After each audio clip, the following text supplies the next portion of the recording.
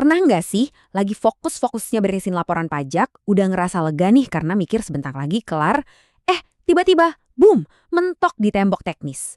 Ada pesan merah terang di layar yang tulisannya HTTP Failure Response for Zero Unknown Error Coretax. Bikin frustrasi? Pasti.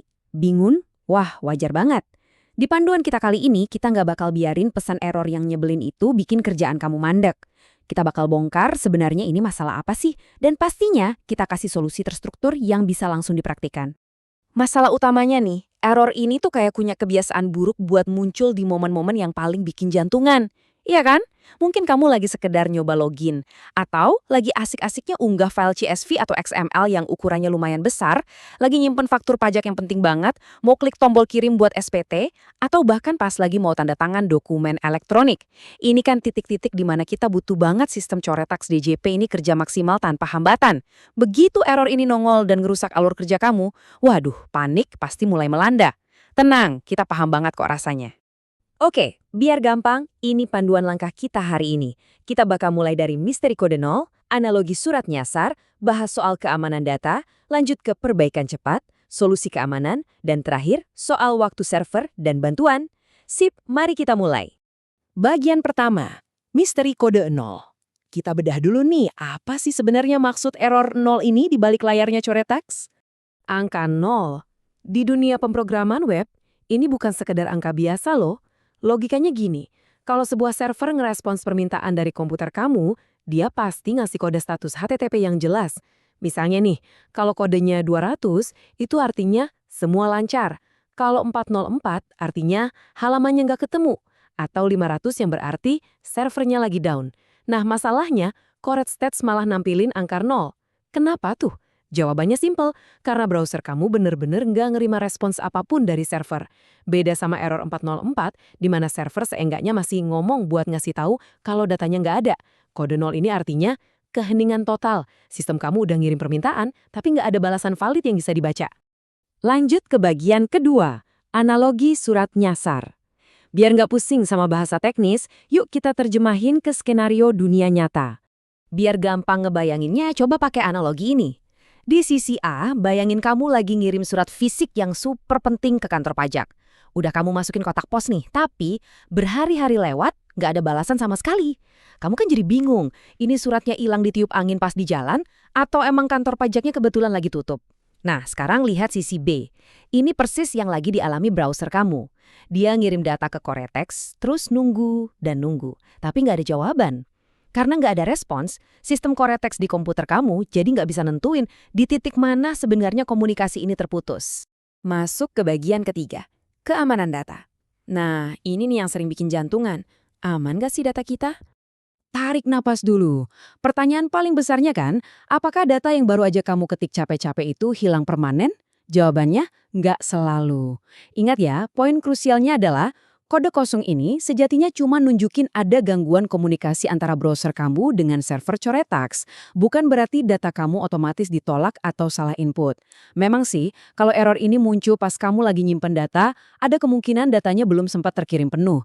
Tapi, kalau ternyata proses di belakang layarnya udah sukses tepat sebelum koneksinya putus, wah, bisa jadi data kamu sebenarnya udah tersimpan dengan aman dan rapi di sana.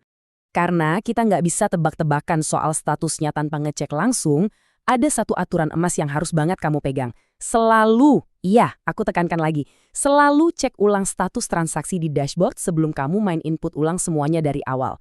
Kenapa ini penting banget?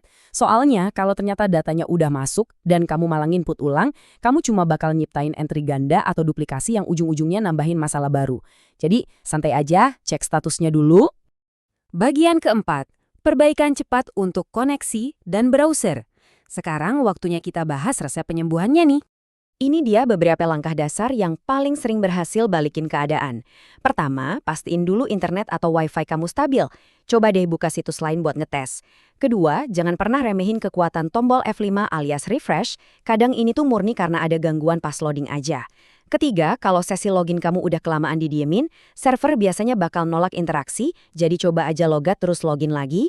Keempat, nah ini yang paling sering jadi biang kerok tapi suka diabaikan, bersihin cache dan cookies di browser kamu, tekan aja Ctrl, Shift, dan Delete berbarengan, file-file sementara yang numpuk itu sering banget bikin sistem bentrok. Dan kelima, pastiin kamu selalu pakai browser versi terbaru, kayak Chrome, Firefox, atau Edge, buat dapat stabilitas paling maksimal. Bagian kelima, solusi keamanan. Gimana kalau trik dasar tadi masih belum mempan, kita cek pengaturan perlindungannya. Yang lucu tuh ya, kadang alat-alat yang sengaja kita pasang buat ngelindungin sistem kita malah jadi sumber masalahnya. Ekstensi browser, adblocker, VPN, atau proxy itu kelakuannya kadang mirip satpam yang kelewat rajin. Mereka ngelihat ada pertukaran data ke DJP, malah dianggap mencurigakan, terus langsung aja mereka blokir jalurnya secara sepihak. Solusinya gimana? Gampang. Coba nonaktifkan dulu sementara semua ekstensi itu. Matikan juga layanan VPN kamu dan coba pakai koneksi internet yang standar aja. Kalau ternyata masih bandel, kamu mungkin perlu mematikan sementara antivirus atau firewall di perangkat kamu buat ngecek apakah mereka yang lagi mencekik jalur komunikasinya. Bagian keenam, waktu server dan bantuan. Ini langkah terakhir buat ngatasin situasi yang memang benar-benar di luar kendali kita. Secanggih apapun server Koretex, pada akhirnya dia tetaplah sebuah mesin. Coba bayangin pas lagi mepet-mepetnya batas akhir pelaporan pajak. Ada jutaan orang ngerubungin pintu yang sama di waktu bersamaan. Pasti terjadi yang namanya lonjakan trafik ekstrim atau server overload. Kalau kamu ngalamin ini, mainkan strategi waktu. Cobalah buat ngakses sistem di pagi buta atau sekalian larut malam di luar jam sibuk. Server biasanya bakal pulih perlahan kalau trafik udah mulai mereda. Tapi, kalau kamu udah nyoba semua trik dari awal sampai akhir, dan error nol ini masih aja nongkrong berhari-hari, saatnya pakai jaring pengaman terakhir. Jangan ragu buat ngontak konsultan pajak kamu, atau hubungi langsung layanan bantuan resmi dari DJP. Sebelum kita akhiri panduan teknis ini, aku mau ngutip satu pernyataan langsung dari sumber materi kita yang dijamin bakal bikin pikiran kamu lebih plong. Secara umum, error ini tidak berbahaya.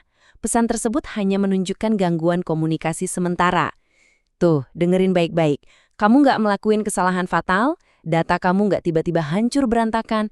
Ini beneran cuma gangguan sinyal sementara yang cuma butuh sedikit kesabaran dan beberapa trik pemecahan masalah yang gampang.